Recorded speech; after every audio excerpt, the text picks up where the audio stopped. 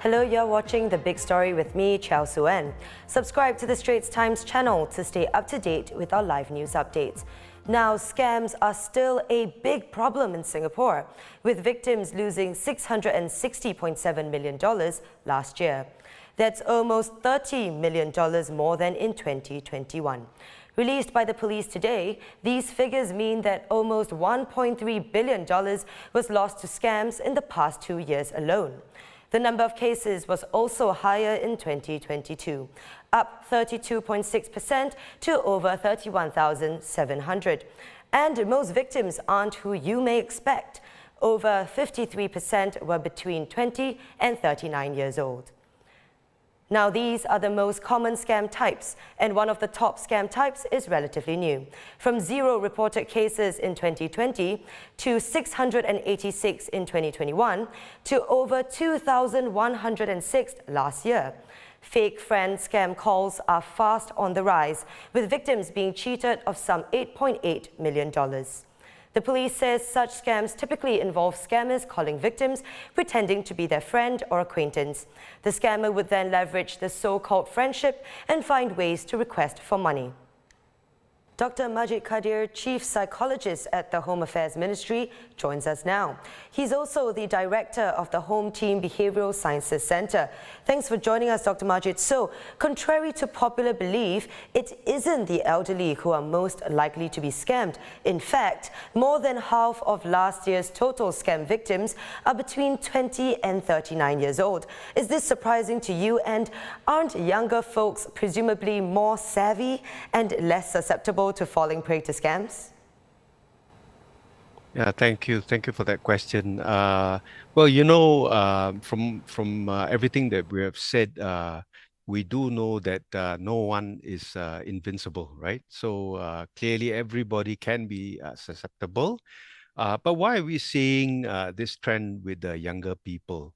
I think one clear thing that we know is that, just because you are a digital native, right, does not mean that you're digitally mature, right? So you may not know the ins and outs of how scammers work and things like that. So being young in itself doesn't automatically protect you.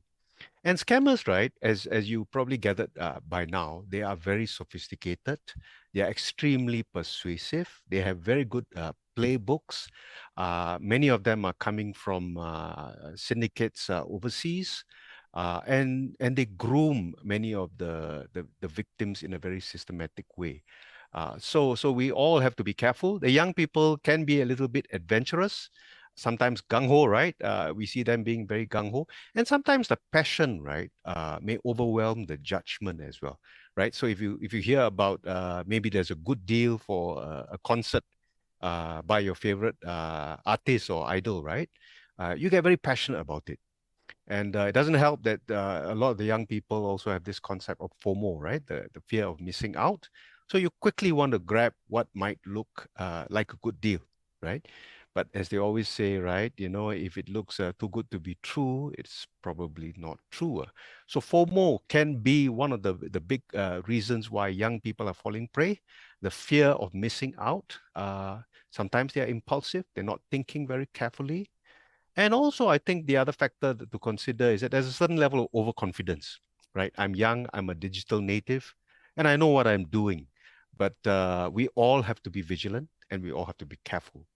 So, Dr. Majeed, young people aside, you speak of overconfidence and, susceptibility. Do you think there is a certain type of profile that is more likely to be scam victims, perhaps young people who are emotional or perhaps, like you said, too passionate? Yes, yeah. So based on the studies we have done, we have looked at the science of it, we have done analysis, we have actually studied victims, and there's clearly some patterns that come out.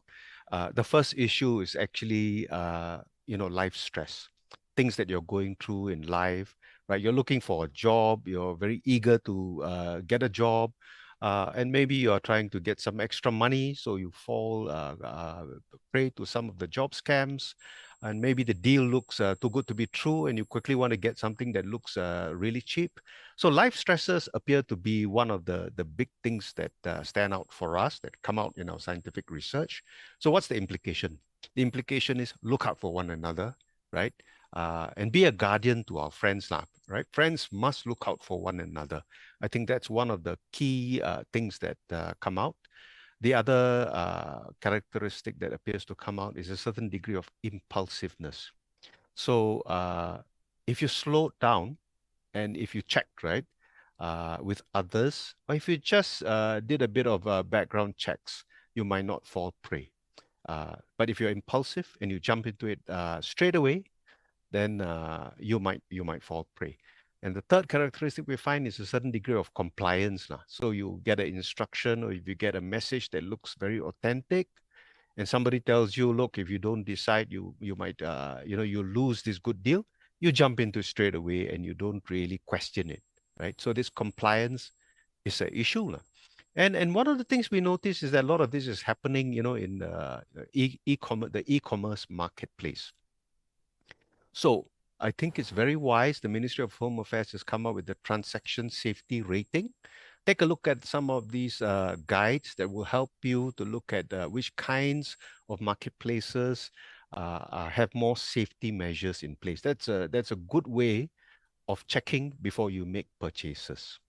So earlier you mentioned friends, but on the virtual world and over the phone, you don't really know who your friends are, right? I mean, the report also shows that fake friend call scams jumped 200% from 2021 to 2022. So based on the cases that you've worked with, are you seeing some sort of trend in terms of how savvy these scammers can be that might shape future scams? Yes, the future of fraud is scary all over the world. So Singapore is not, is protected from this. It's scary because the cyber world is changing very, very quickly. We are seeing an explosion of data all over the world.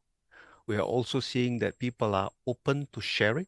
So they're sharing a lot of information about themselves, about their friends, about their families online. Perhaps they ought to be a little bit more careful in this open sharing. And also, we're seeing a lot of an explosion of digital devices, right? So, and that little phone that we have in our hands is capturing so much information about us, right? And today, people are hugging their phones to sleep, right? More so than they hug their loved ones. So this is going to be the future of fraud, right? We're going to see that there's going to be an explosion of some of these issues worldwide, right? Not just in Singapore and worldwide. What does it mean? It means we need to be careful. We need to move with the times. The times are changing, and we need to look at our own protective measures to make sure that we are alert and we are vigilant, right? So never let your guard down. So Dr. Majeed, on that note, the most important question, how can all of us prevent ourselves from becoming scam victims? Well, the police has given out so much advisory about what you should be doing, keeping yourself vigilant. And in more recent times, the Ministry of Home Affairs have talked about the ACT framework. What we know is that a lot of people are aware of scams, but they're not acting.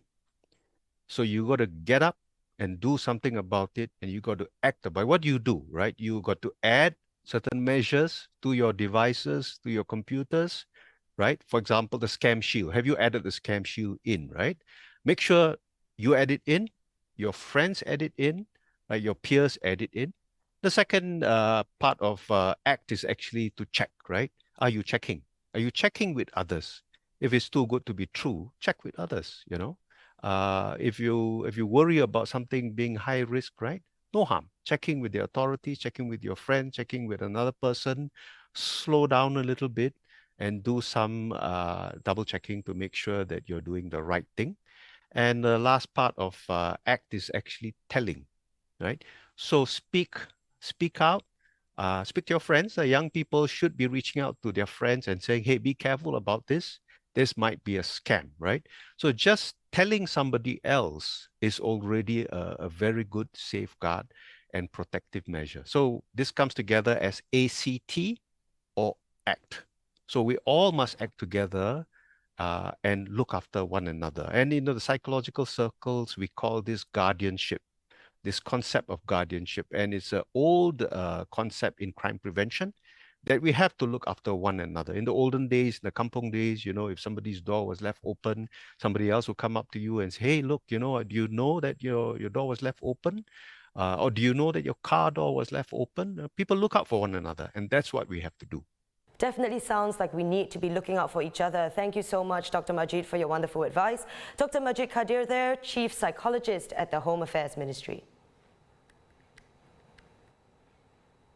In other news, the latest COE tender exercise closing with higher premiums in 3 categories. The first since the implementation of the new quota earlier this year, where slightly more COEs were made available for bidding. Category C premiums, usually used for vans, trucks and lorries, seeing the highest increase, ending at over $85,000. Cat B premiums also increasing slightly to end at about $105,000, while Cat A remains unchanged. Premiums in the open category, which is usually used for larger cars, ending slightly above $105,000, a dip of 1.9%. Our senior transport correspondent, Lee Nian Zhou, tells us more about what to expect in the next few months and the potential impact of the new quota. Today's tender is the first one under the new quota, which applies for the next 3 months. Well, there are a bit more COEs than before, which is actually a good thing if you are looking to buy a car. However, you can see that besides the tender the results being quite close to where they were before, crucially in the open category, the premiums actually come down. I think it's about $2,000. And usually what we see or we interpret the development of the open category COE premium is also how the industry is expecting things will develop in the next couple of months. And since it's going down, I would say that the industry isn't exactly super confident that it's going to be Boomtown Charlie from here on. So if you ask me, I think this might be beginning of something, a new period for us. Those are our top stories for today. Visit straitstimes.com for more news and our YouTube channel for more videos. Subscribe by hitting the red button below. I'm Chao Suen and I'll see you tomorrow on The Big Story.